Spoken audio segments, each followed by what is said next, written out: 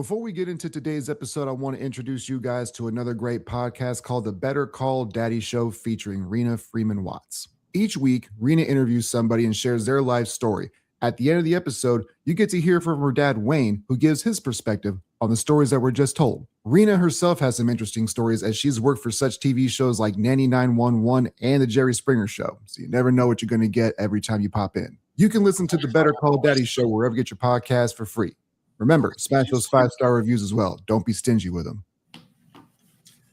Did you know your brain is constantly eating itself? I did not. I guess that's my old man ranting about social media and how it's ruining us as a human race. That's all I got. Welcome back to the Playbook Podcast. My name is Prescott Kelly. With me today is the Buffalo Bills correspondent from Western New York, Mr. Stephen Muma. Steve, what's good with you? How are you doing today, man? I'm doing great. It's almost Friday, so it's been almost the end of another work week. So, see, I always find it weird when people say to me, like, my work schedule's always been a little goofy. We're like, it's almost Friday. I said, yeah, my wife and my son are excited about it, but I have to go to work tomorrow and work another 5 days in a row and work 11 hours a day doing that. So it's not happy for me, but I am happy for you. Oh, trust me, I spent 20 years working in a kitchen where I had odd hours. So, yeah, you know what time it is. Yep. So I wanted to bring you on because the other day, you messaged me and we talked a little bit off stage about it, and I misconstrued what you were trying to say to me, and we'll get to that portion in a little bit. But when it came to the Super Bowl, we'll start there, and then we'll get to Buffalo, Western New York, and how Bills Mafia is kind of handling this now off season. What did you think about the game? Were you intrigued? Were you entertained? What was your overall synopsis of what was in front of you on Sunday? Quite frankly, going into the game, I was really not intrigued by this matchup whatsoever. Really? Nothing, even down to both teams' uniforms, there was nothing really exciting about this matchup that stood out to me. Except I like those Patriot uniforms. When the game started, I wasn't able to watch it because I was working, but every once in a while I go into the service department and I would see, like, I didn't watch any lick of football until like midway through the fourth. And I saw the uniform combos, and the Seahawks were the Seahawks. But like, I think those New England, the all whites, I think those go hard. I like those. They've been starting to grow on me, but they're definitely not my favorite. But, once I really started thinking about, though, heading up to kickoff, I thought a little bit about the Sam Darnold story and how his career trajectory has been, and thinking to myself, it really is ironic that he is the first quarterback from that draft class of 2018 to reach the Super Bowl. And then not even win, just get there first. Yeah. Yeah. There was, I don't believe, did Baker win a Heisman in college or no? I think that he did. I thought he was the Heisman Trophy winner the year that he got drafted, like in that same calendar. I believe. I could have that wrong though. So he's in the same draft class with 2 Heisman winning quarterbacks, 3 MVPs in the NFL, and he was the first one to reach and ultimately win a Super Bowl. Now, he wasn't the reason why they won. But that Seahawks defense was seriously no joke during that game. Dude, they were relentless. And it just felt like, from the opening kick, that New England really did not stand much of a chance. Well, the only chance they really had was if Seattle kept making those same mistakes they were making in the first quarter. Right. And LaShawn and I talked about this yesterday, and I do, because, when you look at the outcome, it's very easy to kind of, when you have the answers to the test, it's very easy to come up with, well, of course, this is how we got here. But I look at things in its totality, and I thought, because I didn't watch the game live, but I went back and I rewatched it like Tuesday night when I finally had some time before my next day off. And man, if the first drive goes different for Seattle, if the first throw goes different, if that's picked off, we could have a completely different outcome. Yeah. I mean, yeah, turnovers are big, and ultimately there wasn't really a turnover, I believe, until the second half when New England fumbled the ball, and I believe it was returned for a touchdown.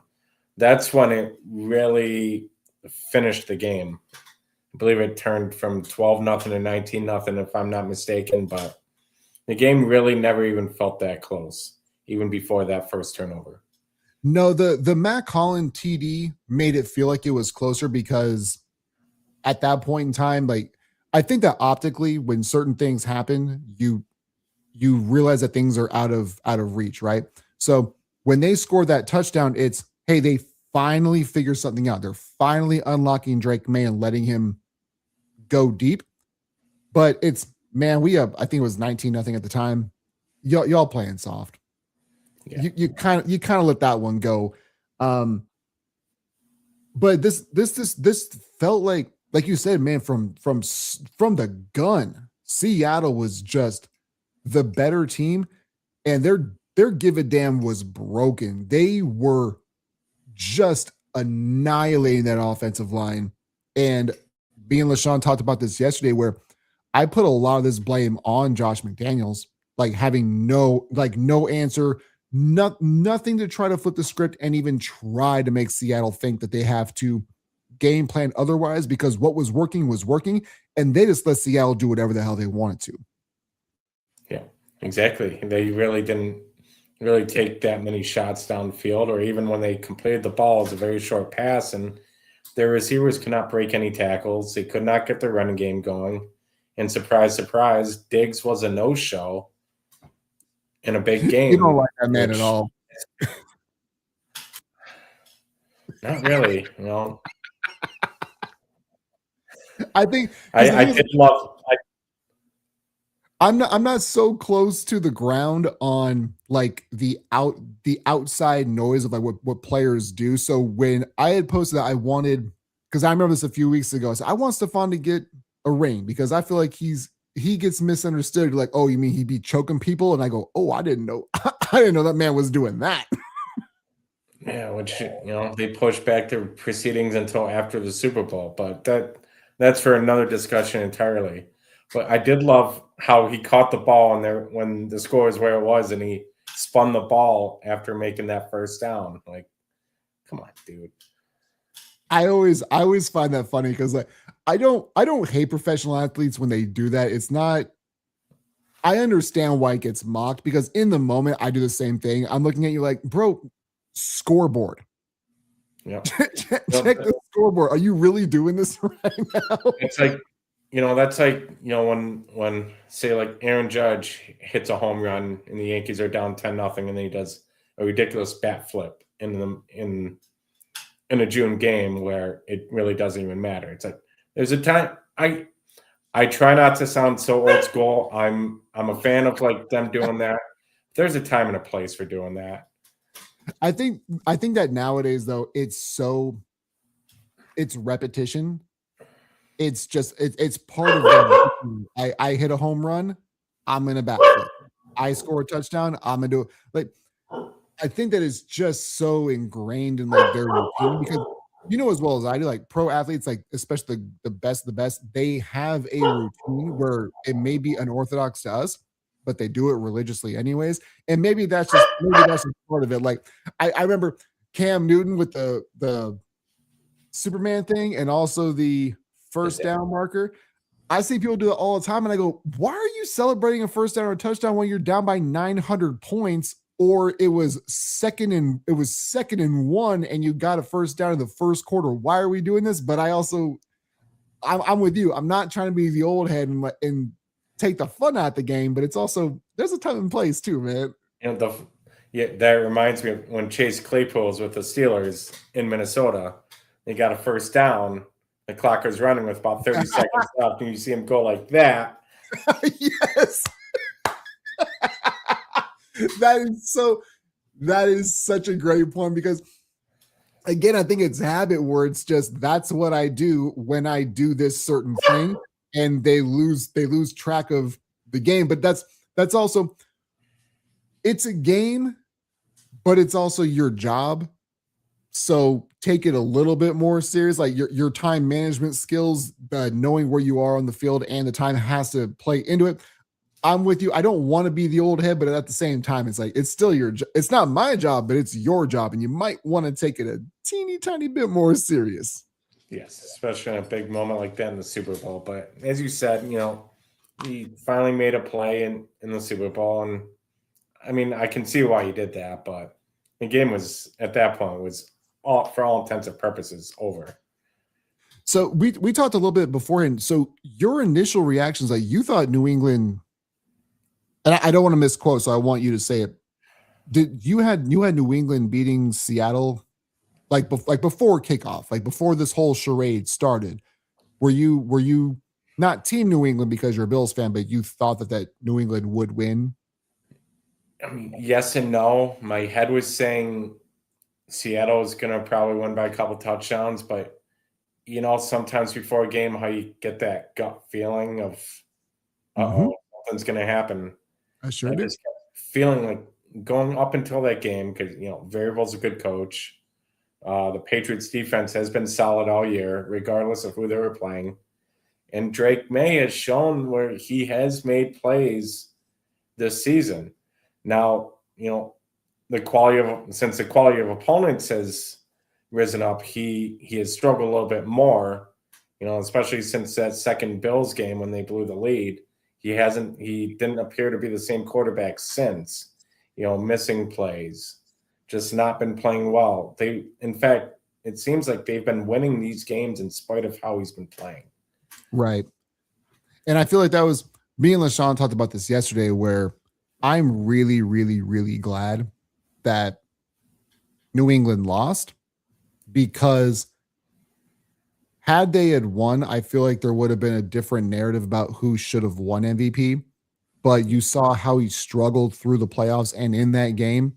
And the only quarterback besides Baker that one time, the only person from a quarterback standpoint that could do anything in Seattle was Matt Stafford. We saw the way that Seattle they just mollywopped every other offense they ran through. So a little bit of me was not, it's because it's the Patriots, I want them to lose, or I want Drake May to fail. It was just, I'm just really glad they lost, because there is no strength of schedule technically in the NFL, but I am glad that we saw what he looked like when he faced real teams and real offenses.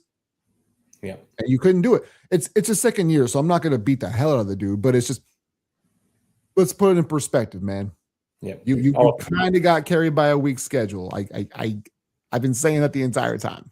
Yeah, absolutely. And I believe, and they got proved that they may have been, a fraudulent team in the Super Bowl, a team that, maybe, I'm not going to say shouldn't have been there, but they were not as good as what their record indicated, being 17-3 going into the Super Bowl. Sure. Yes, they had that long winning streak in the middle of the season, but, the quality of the opponents outside of that Sunday night game in Buffalo was really not. There were no playoff teams in there during that 8-9 game winning streak that they had. The thing that because I actually talked about this with Jonathan Mathis, the sports judge in California. It was I think that fraudulent is, I like using that word, but sometimes I use it when it's not necessarily appropriate. And if you make the Super Bowl, it's really hard to call you a fraud. But I think that, like, you can just compartmentalize.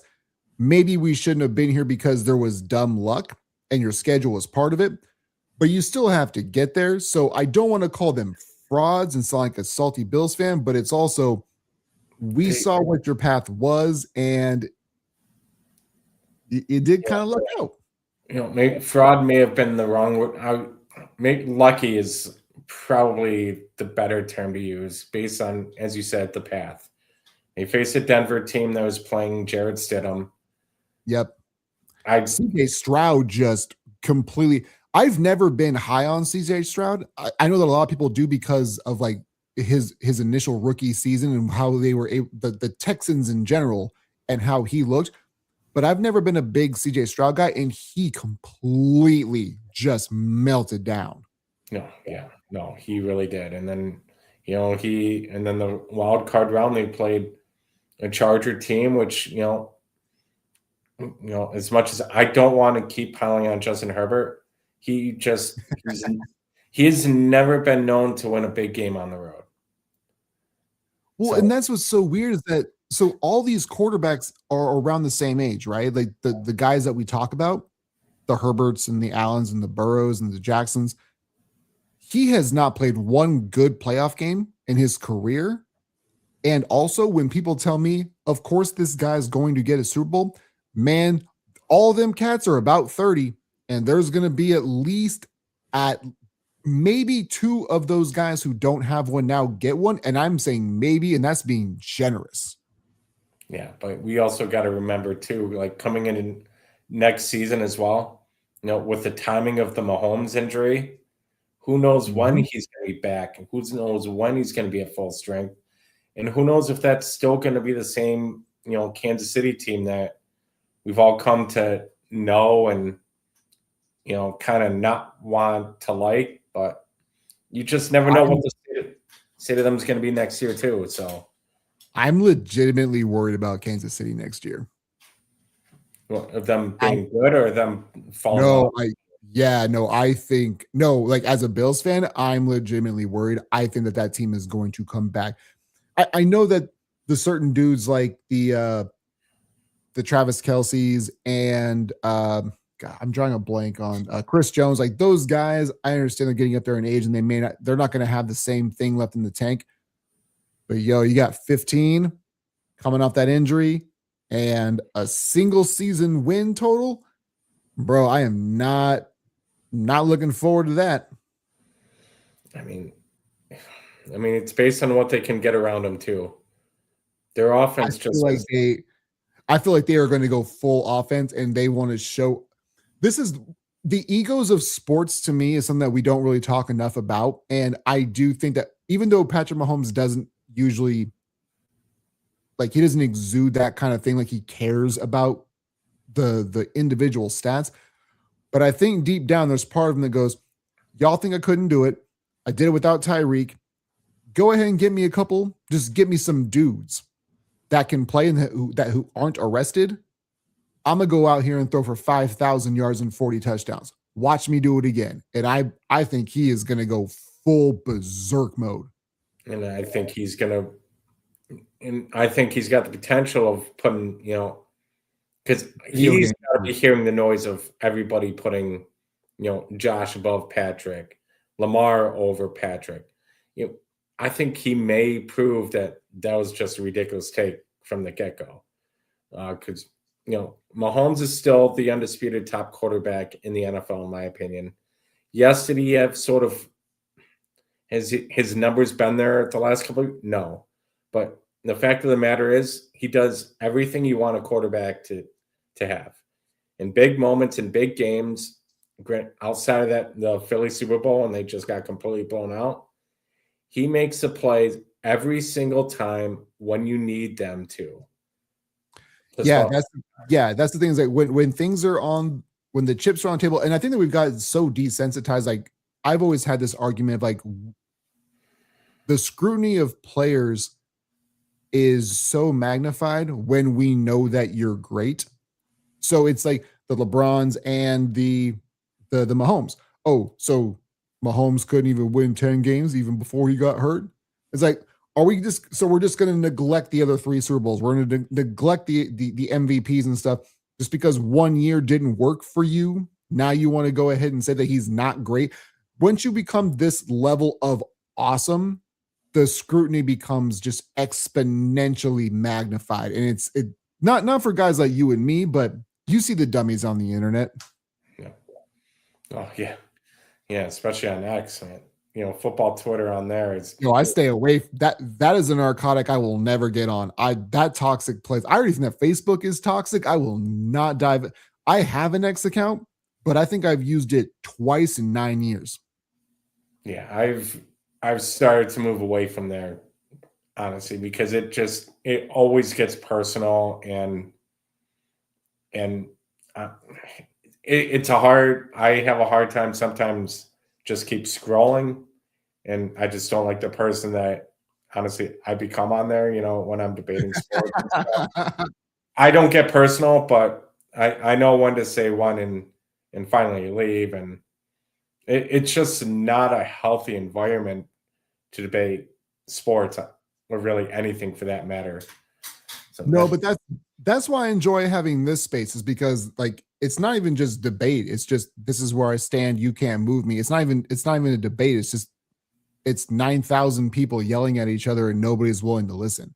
That's why I like having this platform. I bring somebody on and I can get your perspective. Maybe I disagree with you, but not once am I going to yell that I hate you.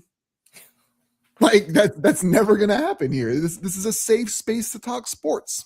And this format works a lot. It works for me. That definitely a lot more than even on Facebook groups too, where it can when you're typing things out, when you're not looking at the person face to face, you're never going to change your opinion on anything. Oh no. Yeah, if you're that person, your keyboard is your biggest shield.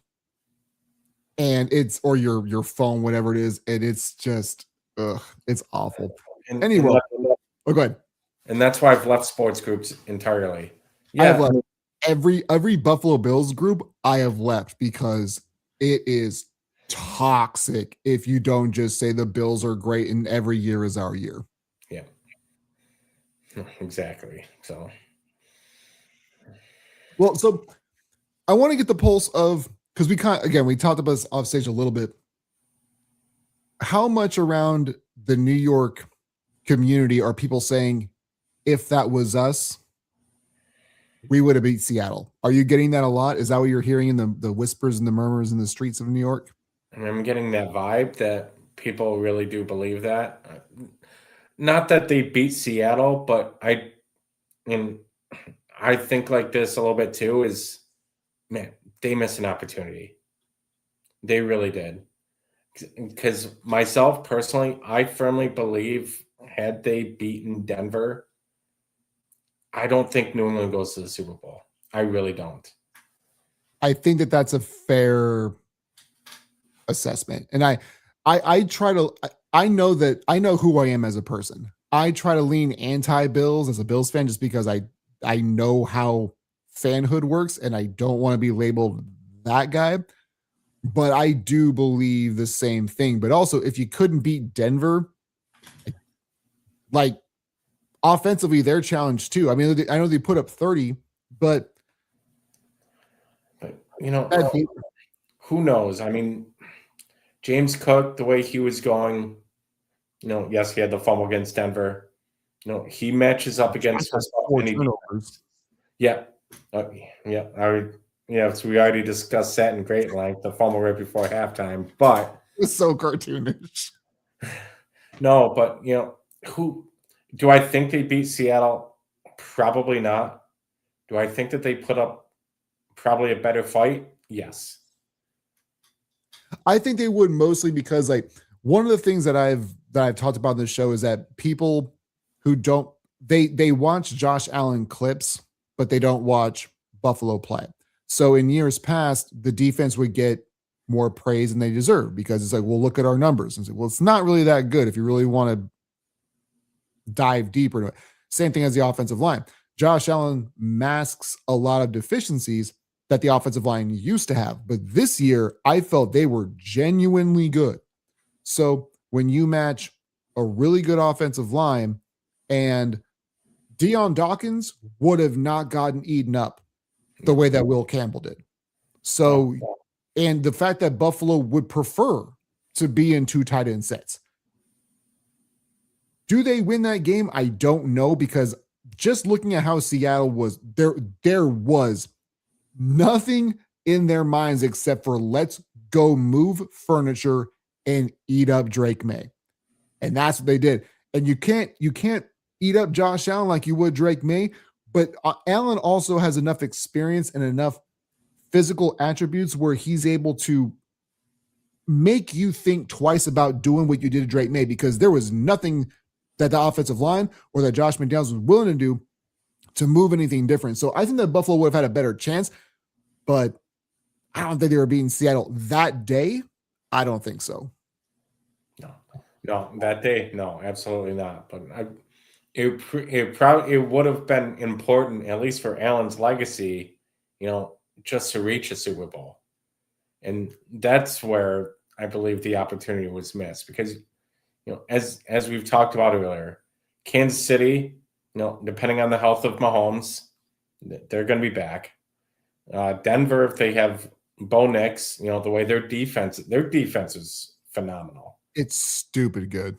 And if their offense can get just a tad bit better, that's another dominant team in the AFC that you have to worry about for years to come. New England, they've got $30 million in cap space to improve the team for next season, so they're not going anywhere. Baltimore, who knows with the new coach, but they still have Lamar Jackson, and I think New England misses the playoffs next year.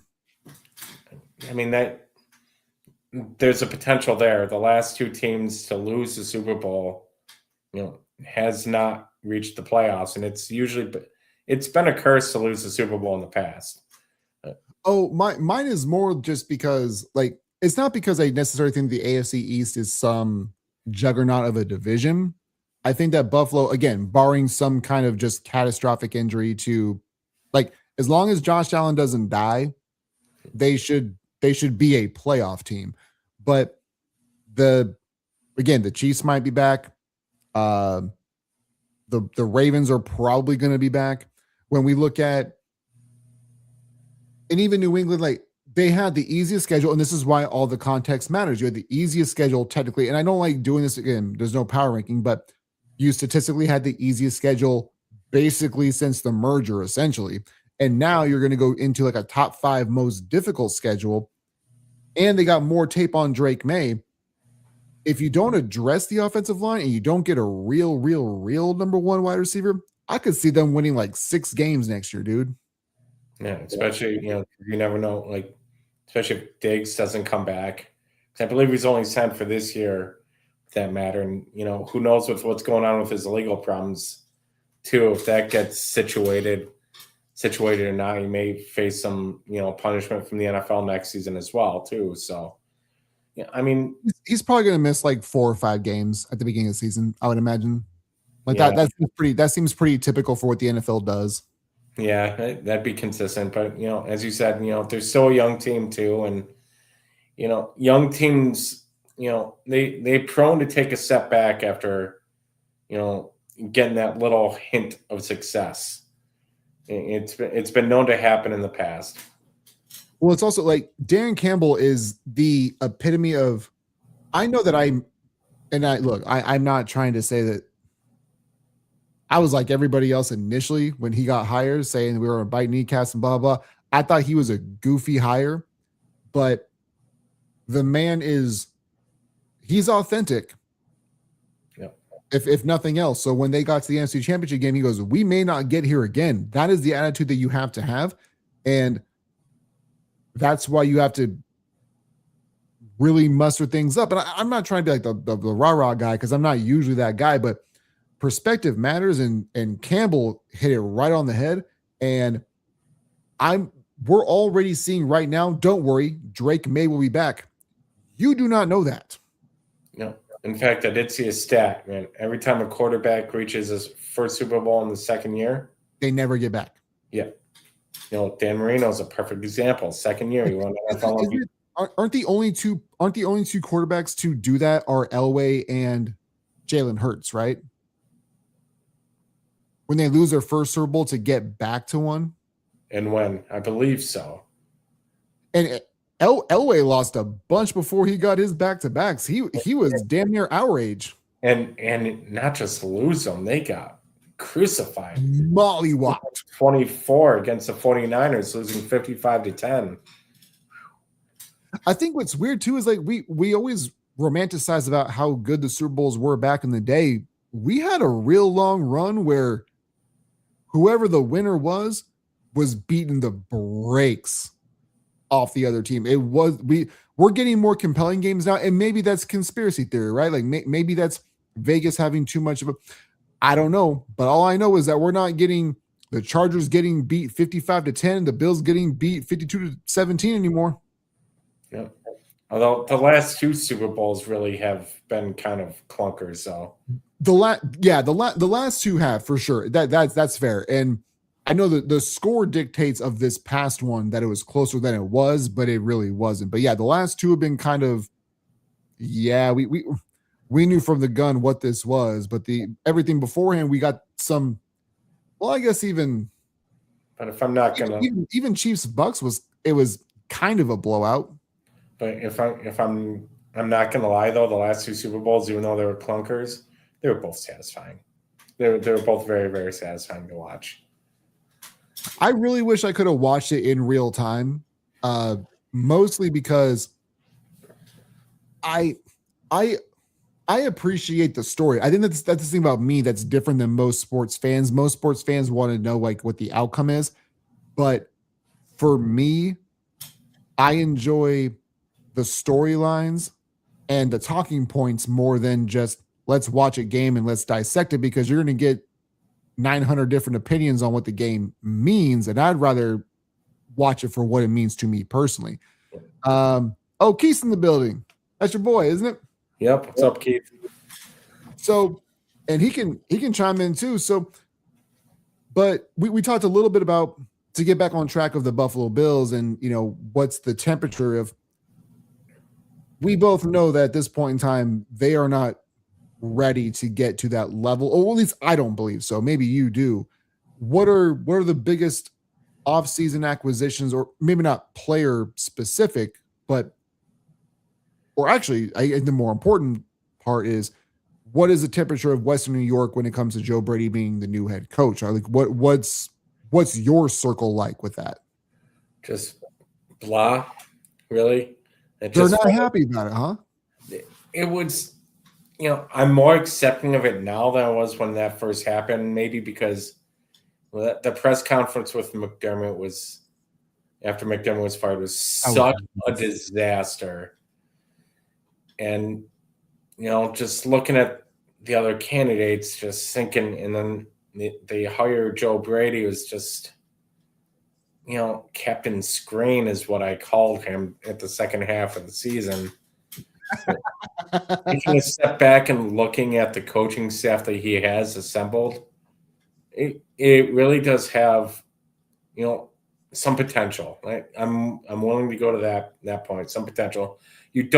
The fact that he's a first year head coach, you really don't know how he's gonna do in certain situations where where you knew McDermott, knew the circumstances, but in the end, it was time for a change. Honestly, and quite frankly, I wish it was Bean that would have went if they were going to let go of McDermott too, but he's not here. He in fact Bean got promoted, so there really is no. It's so weird. I can understand that. I think it's weird the fact that Bills, and I'm not trying to paint this with such a broad brush of everybody, but look at the internet and chats and everything like that. People have been wanting McDermott to be fired for years now, and then they finally get it, and they go, "Well, why'd you only get rid of him?" And I swear to God, this team is, no matter what happens, they're going to complain about it. But the bigger question I guess I have for you to kind of put you on the spot is, does the Bills community embrace the McDermott fire more or embrace the Joe fire more? Like, are they happier that McDermott's gone, or are they happy that Brady is now the new guy? I've been seeing more people, happy that McDermott is gone. I'm more happier that he's gone than Brady to get hired, than Brady that got hired. Honestly, because a lot of the fans here thought, Brady was the problem with the offense. He could be calling good plays in a row. The next thing you know, he does that jet sweep that we've talked about a few times, or wide receiver, where they're depending on Khalil Shakir to break 4 tackles to get 10 yards. But I think people were ready for McDermott to be fired after 13 seconds. And you look at the years Oh, after that, because of the next year, the DeMar Hamlin thing happened, so he got a pass. Then the next year they ran down Miami 3 games back with 5 games to go to win the AFC East. He's not going to get fired there. And then the last 2 postseason defeats, I don't put it on McDermott at all. I really don't. I thought this past year was one of his better coaching jobs that he's done, based on the personnel that he's had, and agree. and in the end, though, after 9 years with an MVP quarterback in his prime, not even reaching a Super Bowl appearance, it was time for a change. He can't be wasting his whole career. Yeah, I feel like that's where the rubber hits the road on this. And even LaShawn and I talked about this yesterday when it came to Lamar and Harbaugh, was that if Lamar didn't have 2 MVPs, or if Harbaugh, I know that we're dealing hypotheticals, but like if Lamar doesn't have 2 MVPs, or if Harbaugh still has the 1 Super Bowl, but he's 10 years younger, they're picking the coach over the quarterback. Yeah. And in this scenario, this is one of those things where all the stars kind of align for a negative connotation of, hey, man, I know you've been really good for a long time, but we got to move on. So I can understand the firing, but also not agree with it at the same time. And that's kind of where I'm at, because I don't know if Joe Brady is going to be better than Sean McDermott. I don't believe that he is, but he hasn't proven that he is or isn't yet. I do. Do you think that Sean McDermott gets another head coaching gig? I hope that he does. I believe, obviously, since I believe all the coaching jobs have been filled, maybe they're all filled currently. Yes. Yeah. I always thought he was going to take a year off based on the timing of him being let go, and then rejoin the next coaching cycle. I feel like McDermott is above the I need to get a coordinator position to reestablish myself as a head coach. We see that all the time where coaches get fired and they either go back to college or they run with their tail between their legs and go back to the coaching tree that what they came, because spoiler alert, you're not a carbon copy of Belichick or Saban or whatever. To me, McDermott is not that guy. And wherever he wants to go, like it's not going to be all right, well, I got to put my foot back in the door and maybe I'll get a head coaching gig again. No, I feel like if that dude wants it, he's going to get it. And by week 5, there will be another coaching job opening, and I'm pretty sure it'll be the Jets. And I don't know if he harbors any ill will about wanting to coach against the Bills, because I feel like there was a real connection with him and the players. But if that man takes over the Jets, Bills are cooked. Yeah. That's a good point, because I really don't. The Jets' job's probably going to be opening up quite soon. That's if they're not at least 2-3 by week 5, I think Aaron Glenn's going to go. Like, not that I think he's a bad coach, but again, the statistics and the record speaks for itself. Yeah, exactly. And then you look at McDermott's numbers. I mean, his winning percentage, it's higher than Marv Levy's. Yeah, he got triple digits in wins with the Bills, and does he have 100 wins with them? If you combine regular season, postseason. Oh, okay. Even still, though, I didn't realize it was, because the first 2 years that he was there, it wasn't quite hitting on that. But I mean, the first year they broke the playoff drought back in 2017. Well, that was Tyrod. Yes. That's right. I still had Josh on, but you're right. That's right. Yeah. And then, they obviously took a step back, and, they drafted Josh Allen, and then, slowly but surely they started to build a team that could be a contender. And, he kept the ship righting through some, adverse times during the regular season. Rocky waters. Yeah. He really. That's where his best attribute was he was able to keep an even keel no matter what was going on. It's just unfortunate. They were impossible, almost impossible to beat in Buffalo during his tenure. That was his first thing, was defend our turf, but they just weren't that great of a road team. Hence, a lot of the playoff knockout games are on the road, unfortunately. Do you think at any point in time, because when you mentioned that, I almost feel like McDermott is basically, and I may catch some heat for this, I feel like he's the Caucasian Mike Tomlin, where it's just, it doesn't matter what position you put him in, he's just not going to fail at all. Like, it doesn't matter what roster you give me, I'm gonna give you 9-10 wins every single year because I'm that dude.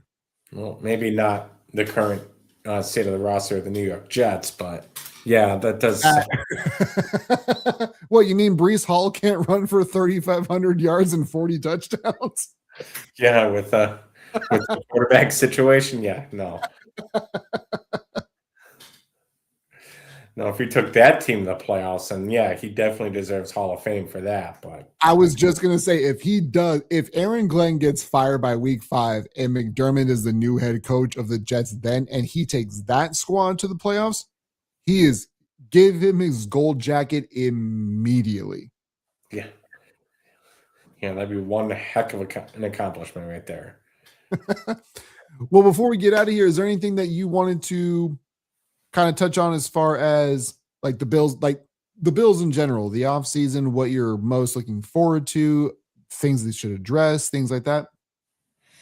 I just want to see how aggressive Bean's going to get, because I do got a funny feeling he is going to try to be as aggressive as he possibly can to at least improve the wide receiving room. I think, dude, I'm partially with you because that has been the talking point, but we also saw him be a petulant child and say, I don't need to address this. And because he got promoted, maybe he has some kind of feeling about him where his job secure, as long as he's the yes man, it doesn't matter what he does. but you know what? This is the first year going into a new stadium, brand new head coach. You've got to swing for the fences here. At least bring, if not a number one wide receiver, but at the very least a mid-tier wide receiver. Somebody that's able to, stretch the ball, be able to catch a contested ball for once. Because that's what they've been missing here too, is anytime there's a contested ball down the field, they either lose it to a tie-breaking interception or they just don't catch the ball. He really does. I believe he does feel that he does need to be, aggressive in improving that roster spot. I would say defensive line, he's been trying for years to improve the defensive line. They have tried with the Von Millers and the Bosas. They have tried. And I know that like Max Crosby has been swirling around trade offers. It's not that I don't want the dude, but it's just what you're gonna have to give up to get a guy who's 29 and then pay him. I'm good, man. Because knowing they're they'd get him, and 3 games in, he'd suffer an injury and he wouldn't be the same player. That's just well, it's funny because when you say we need to swing for the fences for the wide receiver, but we're not going to say that maybe the wide receiver gets injured, but Max Crosby's the guy. But I see your point though, because like in the draft, it's not monetarily as crippling as it is if you go trade for a guy, because you have to give up the assets for the trades for the picks and then giving the money on top of it as well. Now, between Max Crosby and Justin Jefferson, those two dudes have gotten a lot of talks with Buffalo. Do you see in any universe, because wide receiver is the position that is getting talked about the most of Buffalo, do you see either one of those things happening? Because I don't see Minnesota giving up Justin Jefferson at all to anybody. No, but I mean, he would be my choice personally, but I don't see that. I don't see that happening. I really don't. I'm trying to remember what Jefferson's connection is. I know there's somebody on the coaching Joe staff. Brady, isn't it? Joe Brady, yeah, Because Brady wasn't he like their OC at LSU? that's right. Yep, we'll There was see. there was something. Yeah, that's right. LSU, 2019 with Joe Burrow. We'll tell you what we'll do is we'll just trade every draft pick for the next 3 years and we'll split them between Minnesota and Cincinnati. And then we get Jamar Chase and Justin Jefferson. And we trade Joe Burrow with Josh Allen. And then Joe Brady's the most happy person on planet Earth. Yeah, How could that possibly go wrong? yeah, because Or happen? How could that possibly happen? with the way the Bills cap situation is, that would never happen. Yeah, exactly. He said Jefferson said that he won't be anything other than a Viking. The one thing I will say about when players say certain things, I don't trust any player, coach, or GM that says I want to be this for life. Giannis has said, and he's the most likable person on planet Earth who plays the media and plays the fans like a fiddle. I want to stay here as long as I can. And now he's going, well, if I lose, I lose. If I get traded, I get traded. Nah, man. You can say whatever you want to in the moment when things are good. I don't trust that. I want to be a Viking for life. I think he's already kind of sort of, but very, very eloquently throwing JJ McCarthy under the bus, which he doesn't do to anybody, but he's doing it with him. Yeah, I mean McCarthy's been underwhelming, almost to say the least. I've really didn't watch much games, but anytime I watch him, he just did not look very good throwing the football. Well, it's more of like the when Cousins was in Minnesota, he still had like Jefferson, speaking of, he still had that enthusiasm of like, that's my quarterback. We win together, blah, blah. But in recent interviews with that I've heard with Jetta, he's going, well, he'll learn who to get the ball to. He'll learn this. Bro, no. Nobody likes JJ McCarthy. Yep. At all. It feels like that dude feels like he's the entitled kid who got picked first because he was like the principal's kid, and you thought that you were going to get detention if you didn't pick him in pickup hoops or in pickup football. Nobody in the organization is down with JJ McCarthy. Nope.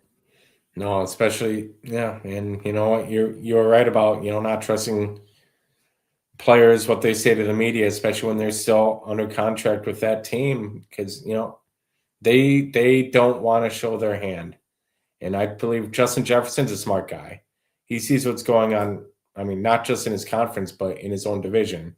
The Bears taking that jump. Green Bay, they're always Green Bay. And Detroit, they had a down year, but they're still a solid team as well. So, it just feels like, I believe he sees that he's in a situation where he doesn't see where Minnesota could succeed long term. And that's where I can see where, he'd want to get out of there and get to a championship contender. I think the problem that JJ, or not JJ, excuse me, JJ, I mean by Justin Jefferson. I think the problem that we're running into with, it's not even really a problem, but Jefferson seems to legitimately want to be a good teammate and not trying to. I think that he actually is one, regardless of the fame and the jewelry and everything else. I feel like he is a legitimately good teammate just based on what I hear and how I hear him present himself. And we hear AJ Brown be that dude.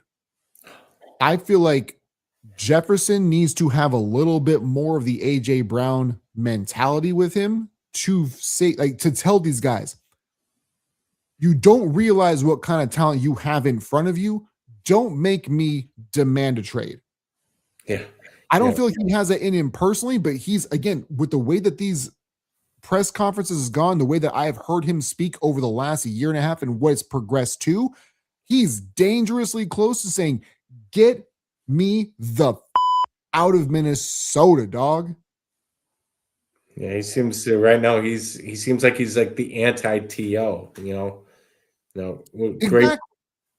Great talented wide receiver, but he's just not doing those antics that that TO would, demand a trade, after team after team after team. Well, I think that's the best, and I'm glad that you brought up the interview portion of it, because that was something that, again, I heard an interview with him recently where it was either Dan Lebitard or it was Pamani Jones. I can't remember who it was, but they asked him, like, now that you've had a couple down years, do you still consider yourself the best wide receiver in football? Because people are saying that it's Puka Nakua and, or, Jackson Smith and Jigba. But he said, yeah, of course I do. That's the wide receiver mentality, right? Of course, I'm the best person. I'm on the island. It's me against somebody else. They're going to have that mentality. But then he starts saying, yeah, would I like to have a quarterback who I could trust more? Would I like to have a better quarterback to pad my stats? Yeah. And that right there was ding, ding, ding, ding, ding. Justin Jefferson is not going to make a huge deal about it, but that dude wants out now because he don't trust McCarthy at all. Yep. Nope, not one bit. So, Keith asks, do you think that Jefferson might be the next Diggs? I do want a little bit more clarification on that question, because I'm not sure what that means. Maybe he means mental. I know that for me, you and I have talked about this beforehand. I think that two things, and every time I always cite my sources, is Matt Zabrowski gave me the blueprint for this, and I think that is eloquently put, where the 2020 season where COVID happened, I think that helped a lot of young quarterbacks get into a rhythm where there's nobody in the stands, there's no noise, and then if we're just talking about the Bills specifically, then they get Stephon Diggs. So you get Diggs 6 years ago, and you have no crowd noise. That's what made Josh Allen be what he was. So I'm not sure if he meant, like, will he be the impact player or will he be a locker room cancer? Because all I know is that everywhere that Stephon Diggs is gone, he's won. I've always said Stephon Diggs is the Jimmy Butler of football. That's the way that I look at things. Like, personality-wise, maybe not, but results-wise, that's why I look at it. And then he ends up getting angry whenever things start to go south, like Jimmy Butler has too. But as Keith responded, comes to Buffalo, good stuff, and then gets mad and leaves. As we just discussed, Justin Jefferson just does not have that personality where, he'd openly get mad like the way Diggs did in both of his previous stops, in my personal opinion.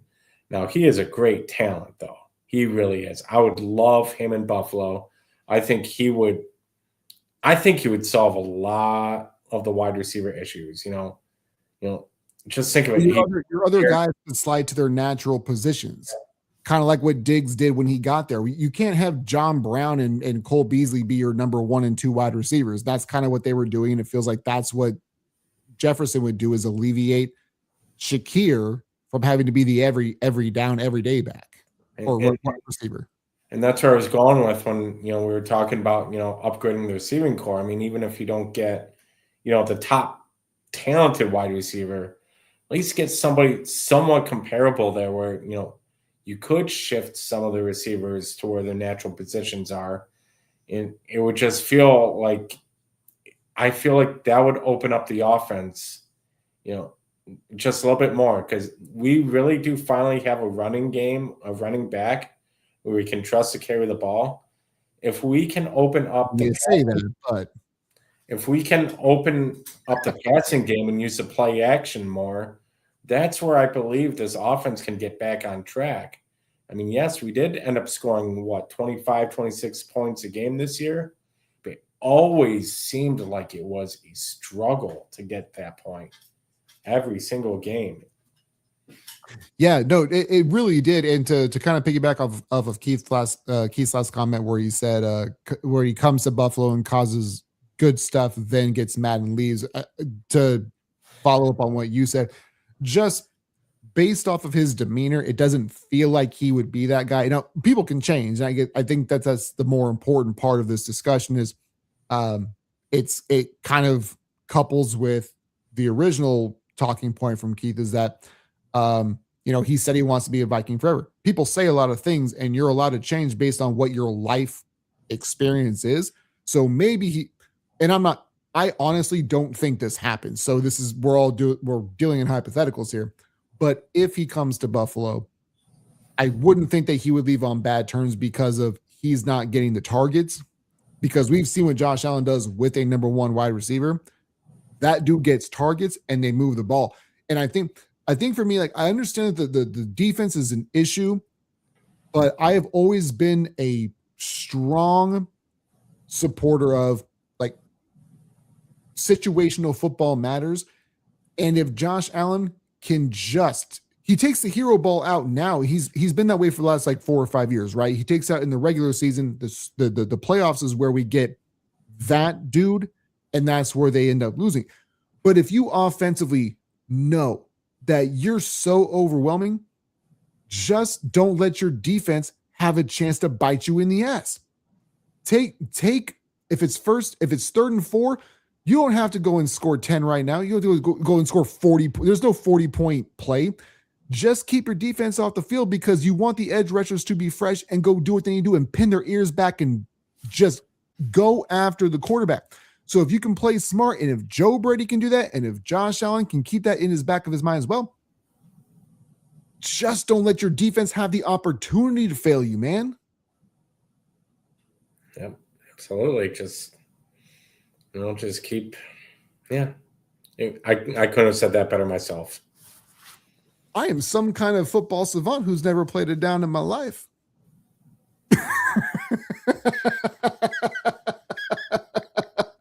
Did you have anything you wanted to add before we go and hanging up for the day, man? No, I think that basically puts everything that I really wanted to say. Just a few quick things to watch out for. There's going to be some cuts. Some players that have been on the team they're probably going to say goodbye to, and most notably probably Dawson Knox. Do you think they get rid of Knox? He saves quite a bit of cap space, and right now we're at the season where they really need to improve the team at some point. And right I saw a list of their upcoming free agents, and I'm thinking, man, there's a lot of dudes on this list that you can deal without. Yeah. I didn't realize that Knox was going to be one of those dudes, though. Like, I don't ever want to see Tre'Davious White not have a job because he's one of my favorite dudes on planet Earth. But that's a guy who I would be very surprised if he comes back and plays next year for them. Especially if Maxwell Harrison ends up being, when he would be. Yeah, but yeah, we'll see. Who do you think would be the most surprising cut before we get out of here? Who do you think would be the most surprising cut that the Bills would do? Because for me, it's AJ Epinesa. If they cut him, AJ problems. Yeah, he's up there. But I'm going to go with a move that could surprise. It's not a trade. That's not a cut, but a possible trade. Maybe Deion Dawkins. Be on the radar for that. Oh, no. Bad, Steven.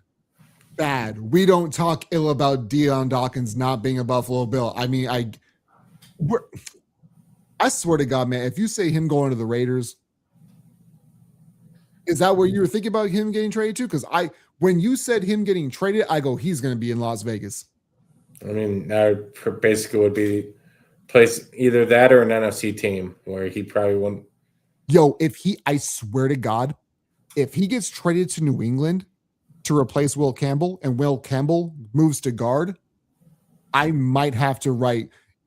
I haven't written a handwritten letter in forever, but I will write a very sternly worded letter to the Pagula family about how I will not endorse their product anymore if they trade him to the Patriots. Why would you even put that in my mind? I never thought that Deion Dawkins would do anything but be a Bill. And now you're putting that kind of negativity in my mind, and I'm not going to be able to sleep tonight, bro. I don't appreciate that. Hey, you brought me on to have a hot take. I guess I came up with one. You did. You know what? You did. And I appreciate that. I'm not a hot take guy. I know that you're not a hot take guy either. But the fact that you came to the table with one regardless, I appreciate that, man. All right, that was Stephen Mumon, my personal correspondent from Western New York about the Buffalo Bills. That is my guy. You guys know the drill. Stay up, stay blessed. You can find the Playbook Podcast wherever you get your podcasts for free. Like, share, subscribe, smash the 5-star reviews. And if you don't, I believe you're a hater. You know the drill. Stay up, stay blessed. We'll catch you guys on the next one.